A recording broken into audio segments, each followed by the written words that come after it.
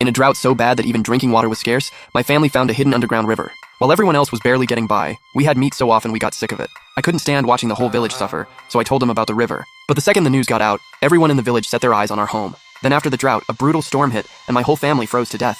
When I opened my eyes again, I was back in 1975, the day before we found the river.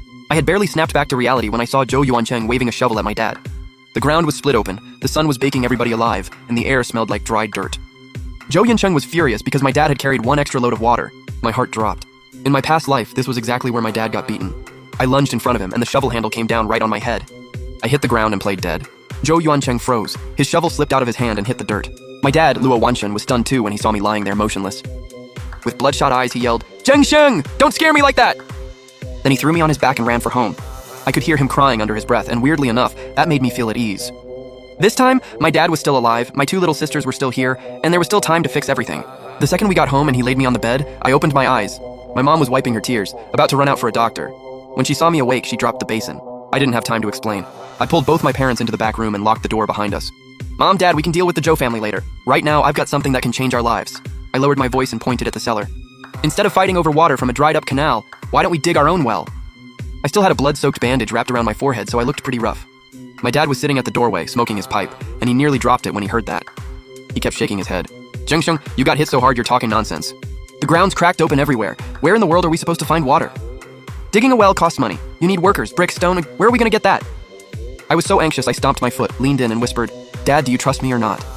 A few days ago, I noticed the ground behind the cellar. The soil felt heavy. There's gotta be water under it. This drought isn't ending anytime soon. If we keep waiting, people in the village are gonna starve. My voice got louder without me realizing it. My mom, Li Shufang, heard us and rushed over from the kitchen.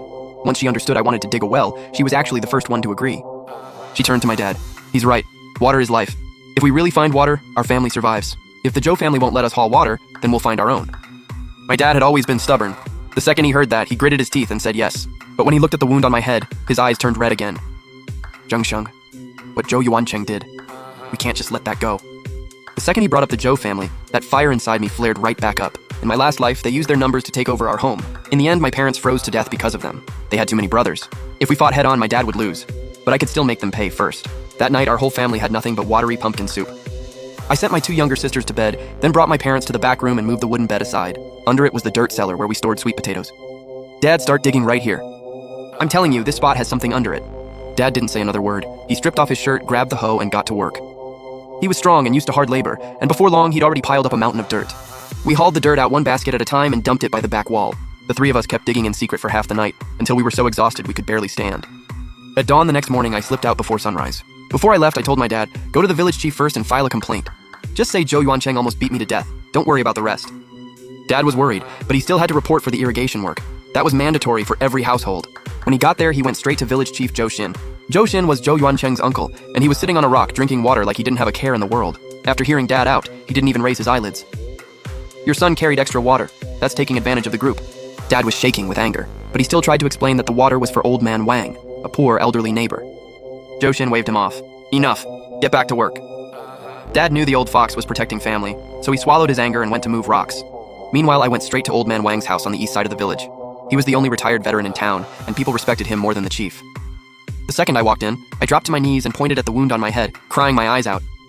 "Zhou Yuancheng didn't just steal your water, he called you a useless old man.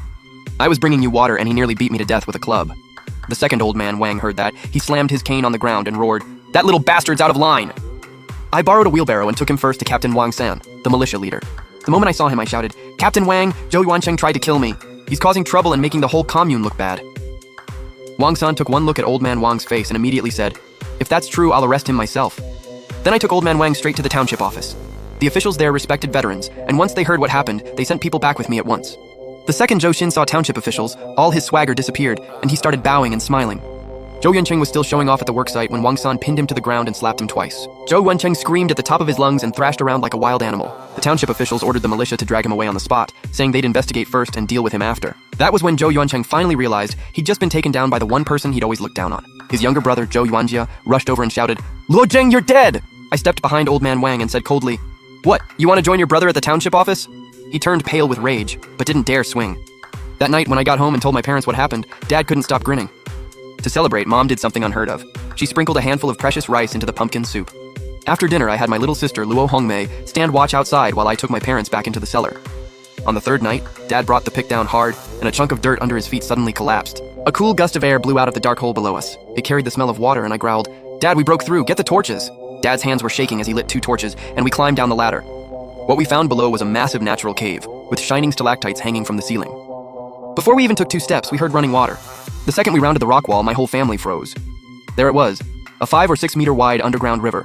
The water was so clear you could see the pebbles shimmering in the torchlight. The surface was churning everywhere. "Dad, look! Those catfish!" In the shallow water, the catfish were huge, fat, and packed together. Some of them had to weigh over 20 pounds. Dad dropped to his knees by the river, scooped up water, and drank like a man possessed. Tears ran down his face. "It's fresh water. It's sweet.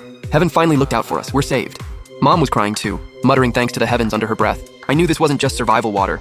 In times like these, this was the most valuable thing in the world. The cave was cool like an icebox, and the damp air down there felt like a totally different world from the dead, cracked land outside. We didn't climb back out until the torches were almost burned out. Then we sealed the cellar and moved the bed back into place. Mom and Dad sat under the oil lamp, breathing hard, still buzzing with excitement. I lowered my voice. "No matter what, this stays in the family. If anyone outside finds out, we're finished." Dad took a hard drag from his pipe. "I know. Never show your hand. Right now, water is gold. Tomorrow, I'll raise the back wall and stick broken glass on top." Mom nodded. "I'll dig out the cabbage seeds we saved from last year. Now that we've got water, we can grow vegetables and maybe even raise a few chickens." None of us slept that night. The next day, my parents went back to the irrigation job. Their eyes were red, but for the first time, they carried themselves with confidence. That evening, I slipped home early, found an old fishing net, and snuck into the cave with my dad. There were cracks in the cave ceiling, letting in just enough light to barely make out the shape of the underground river. At the narrow part of the river, we stacked up rocks to build a small weir, leaving just one gap for the net.